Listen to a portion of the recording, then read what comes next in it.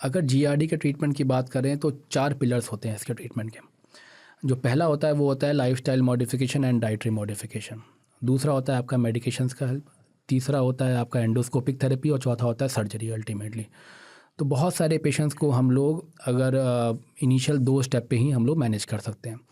अगर हम lifestyle modification और डाइटरी मॉडिफिकेशन की बात करें तो उसमें सबसे पहले ये होता है कि आप सेडेंटरी लाइफस्टाइल फॉलो कर रहे हो तो थोड़ा सा एक्टिव बनाइए। आप अगर ओवर ईटिंग कर रहे हो तो उसको थोड़ा सा कंट्रोल करिए। आप अगर ओबेज हैं या टुवर्ड्स ओबेसिटी जा रहे हैं अपने डाइटरी हैबिट्स की वजह से, उसको थोड़ा प्रिवेंट करिए। आप अगर बहुत टाइट एब्डोमिनल क्लोथिंग्स पहनते हैं, है ना, उसको थोड़ा सा लूज़ करिए, क्योंकि उससे भी दिक्कत होती है। उससे दिक्कत हो सकती है, क्योंकि अगर आप बहुत टाइट क्लोथिंग्स पहनते हैं एब्डोमिनल क्लोथिंग, तो प्रेशर अल्टीमेटली आप वापस ही आएगा, वापस ही ऊपर जाएगा प्रेशर उसको, है ना। तो वो भी थोड़ा अवॉइड करिए। थोड़ा सा लूज़ क्लोथ पहनने की कोशिश करिए अगर आप कर सकते हैं तो। ये हो गया। आप अगर एक्सरसाइज करते हैं तो बहुत स्ट्रीनस एक्सरसाइज, अगर जिम गोअर हैं तो बहुत स्ट्रीनस एब्डोमिनल एक्सरसाइज मत करिए, ठीक है। आप थोड़ा सा लाइट ही रखिए एक्सरसाइज को। और प्रीडोमिनेंटली आप अगर एब्डोमेन की एक्सरसाइज आप बहुत ही स्ट्रॉन्ग कर रहे हैं तो वो थोड़ा सा उसको कम करिए, ग्रेजुअली इंक्रीज़ करिए।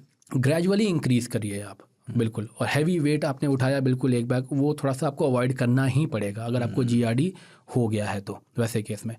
प्लस डाइटरी होते हैं। अब डाइटरी में हम लोग पेशेंट्स को ये बताते हैं कि आप अगर दिन में 3 बार खाना खा रहे हो, नॉर्मल मील्स ले रहे हो या हैवी मील्स ले रहे हो, उसको आप तोड़ के ना 5 से 6 बार कर दीजिए, ठीक है। अब जब आप 5 से 6 बार करेंगे तोड़ के, तो स्मॉल अमाउंट्स करिए और उसको फ्रीक्वेंट मील्स लीजिए। दूसरा ये होता है कि खाना खाने में और सोने में आप गैप रखिए। एटलीस्ट रात के खाने के 2 घंटे के बाद आप सोइए, ठीक है। खाना जब भी आप लेते हैं तो उसमें खाना क्या टाइप का ले रहे हैं इस पे ध्यान दीजिए। कि सपोज़ मान लीजिए अगर आप बहुत ही एसिडिक फूड्स लेते हैं, है ना, या आप जैसे फ्राइड फैटी फूड्स वगैरह हो गया है, तो ये फ्राइड फैटी फूड्स हो गए हैं, ये सब क्या करते हैं ना कि स्फिंक्टर को रिलैक्स करके रखते हैं देर तक। जो नीचे वाले स्फिंक्टर होते हैं हमारे, उसको देर तक रखते हैं रिलैक्स करके। प्लस जल्दी पेट से निकल के आंतों में भी नहीं जाते हैं खाना, ये फैटी फूड जो होते हैं। तो आपके पेट में जब खाना बहुत देर तक रहेगा, मतलब पेट को बेवकूफ़ बनाते हैं ये। बिल्कुल। तो अगर खाना पेट में बहुत देर तक रहेगा और प्लस वो जो खाना है वो आपके स्फिंक्टर को भी रिलैक्स करके रख रहा है, तो जो एसिड जो निकल रहा है वो रिफ्लक्स होने के चांसेस बहुत हाई रहेंगे आपके। तो आप फैटी फूड्स अवॉइड करिए लेना। कुछ स्पेसिफिक फूड्स होते हैं लेना, जैसे आपको सिट्रस बेस्ड फूड्स बोलते हैं। सिट्रस मतलब कि जैसे आपका लेमन हो गया, ऑरेंज फूड हो गया, हाँ खट्टे फूड हो गए, ये सब थोड़ा अवॉइड करिए लेना आप। कभी कभी लोग बोलते हैं कि भाई टोमेटो हो गया या टोमेटो बेस्ड प्रोडक्ट्स हो गए हैं, वो सब थोड़ा अवॉइड करिए लेना। आजकल लोग हाई फाइबर डाइट के भी पीछे पड़े हुए हैं, बहुत एक कल्चर सा आजकल मैं आता हूँ उस पर, हाई फाइबर पे, है ना। तो जैसे ये तो हो गया ट्रिगर फूड हो गए आपके। और जो ट्रिगर फूड्स में जाएंगे आप, तो trigger foods can be like chocolate अगर आप लेते हैं तो वो जो लोअर इज़ोफेजियल स्फिंक्टर है उसको रिलैक्स कॉज करता है, तो वो रिलैक्स कॉज करेगा तो आपके अल्टीमेटली रिफ्लक्स के चांसेस बढ़ जाएंगे। कैफ़ीन हो गया है, कैफ़ीन या कैफिनेटेड ड्रिंक्स। अब लोग कैफ़ीन को सिर्फ कॉफ़ी समझते हैं, लेकिन जाके एनर्जी ड्रिंक पी लेंगे, है ना। तो वो एनर्जी ड्रिंक में जो कैफ़ीन होता है वो भी उतना ही असर करेगा, वो भी आपकी जो एसिडिटी है और प्लस जो लोअर इज़ोफेजियल स्फिंक्टर है उसको भी डायलेट करेगा। प्लस आपका जैसे मान लीजिए कि गम्स होते हैं, जो च्युइंग गम्स होते हैं, जो मिंट वाले होते हैं, पेपरमिंट होते हैं। तो पेपरमिंट ना एक बहुत ही स्ट्रॉन्ग जो एक वो होता है, एक मतलब आइटम होता है जो कि आपके लोअर इज़ोफेजियल स्फिंक्टर को जो होता है वो डायलेट करता है, उसको अच्छा खासा फैलाता है, हाँ उसको फैलाता है। और तो आपके एसिड का रिफ्लक्स जो है वो बढ़ सकता है। च्युइंग गम इतना खतरनाक? च्युइंग गम जिसमें मिंट हो, अच्छा, है ना, मिंट वाले च्युइंग गम जो होते हैं खास तौर से उसको अवॉइड करना चाहिए, ठीक है।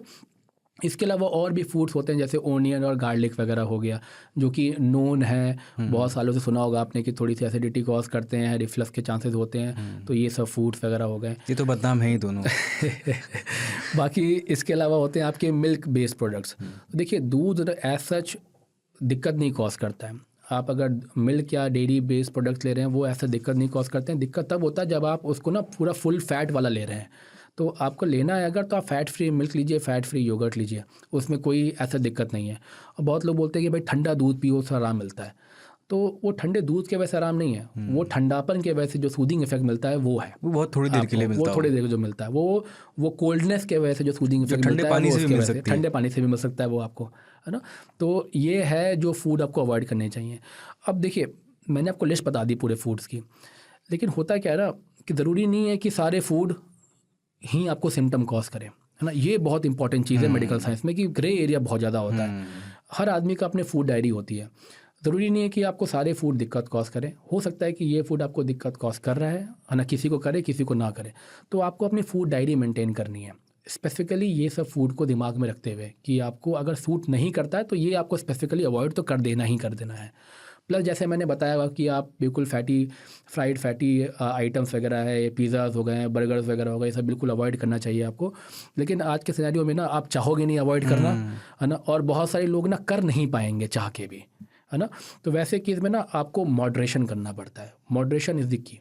उसमें आपको खुद देखना है कि अगर आप कभी कभी ले रहे हैं तो आप उसको ऐसा नहीं कि आप इतना एक्सेसिव अमाउंट में ही ले लें, है ना, कि भारी पड़ जाए, पूरा भारी पड़ जाए आपका, है ना।